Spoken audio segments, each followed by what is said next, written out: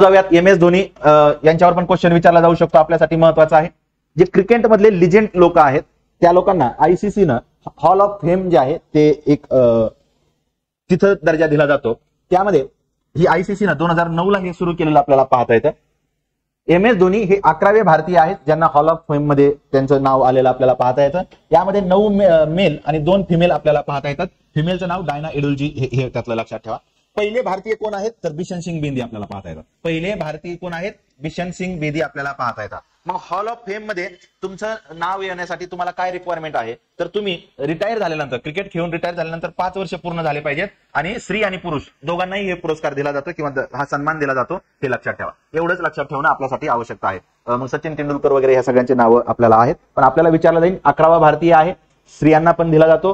कोण आयसीसी ने 2009 ला सुरू केलेला आहे आणि पहिले भारतीय बिशन सिंग बेदी आपल्याला पाहता येतात.